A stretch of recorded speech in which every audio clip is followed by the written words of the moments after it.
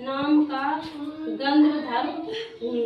एक समय जबकि ब्रह्माजी देवताओं के बीच बैठे हुए मेरा गान सुन रहे थे, तब मुझसे ताल स्वर की भूल हो जाने से उन्होंने रुष्ट होकर मुझे श्राप दिया।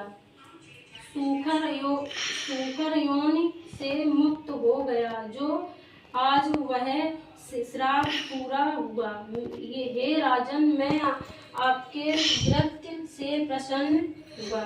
आप भविष्य में महालक्ष्मी व्रत करके सर्वमोल राजा को जाइए,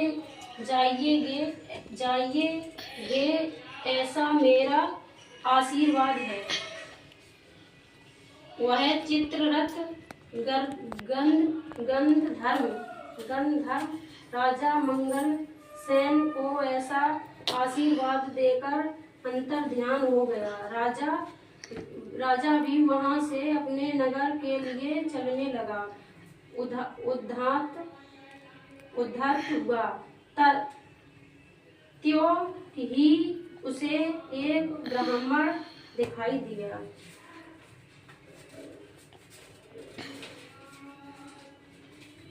राजा ने ब्राह्मण से प्रश्न किया कि हे देव, आप कौन हैं? इस पर ब्राह्मण ने उत्तर दिया, हे राजन, मैं आपके ही राज्य का एक नागरिक हूँ।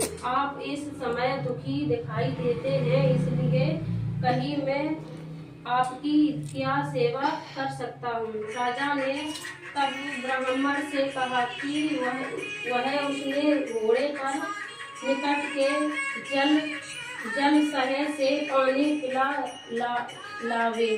ब्राह्मण ने ऐसा ही किया। वह घोड़े की पीठ पर सवार होकर जल सहे की ओर जाता है। बटुक जल साय के निकट पहुंचकर देखा कि वह दिव्य स्त्रियों के पास जाकर अपना परिचय देकर नाना प्रकार के प्रश्न करने लगा। हे स्त्रियों, आप यहाँ भक्त भाव से क्या कर रही हो? उसने करने से क्या फल मिलता है? इन देवियों ने तरस खाकर उस ब्राह्मण से कहा, यहाँ महालक्ष्मी जी की पूजा हो रही और जो कथा हम कह रहे हैं वह उन्हीं के व्रत की कथा है। अतः आप एक ग्रहचित होकर यह कथा सुने। इस व्रत के करने से हर प्रकार की संपत्ति की प्राप्ति हो सकती है तथा अपना खोया यश भी प्राप्त हो सकता है। इसमें कोई संदेह न करें। इस प्रकार बकुट को उन स्त्रियों ने व्रत का वृत्तांत सुनाया। बकुट ने घोड़े को जल पिलाया और राजा के लिए कमल के पत्ते व जल लेकर वहां से लौट आया। ब्राह्मण ने लौटकर सारा किस्सा राजा को सुनाया और यह व्रत की कथा राजा से कह सुनाई। महालक्ष्मी का पूजन तथा व्रत करके राजा अपने ऐश्वर्य का भागी बन। तो ये देखिए, फाइनली मैंने महालक्ष्मी जी की पूजा कर ली है। ये देखिए, आज थी हाथी पे सवार होके महालक्ष्मी मैया आती हैं। तो ये देखा, उनका भोग है और काफ़ी पुआ हुआ भी चढ़ाए थे। और देखो, उनकी पूजा हो गई है।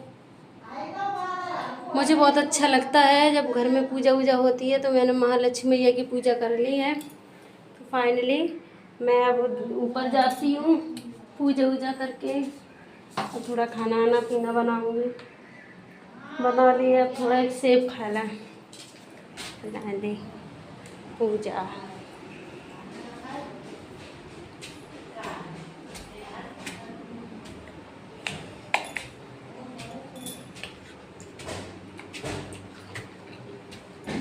तो मैं ऊपर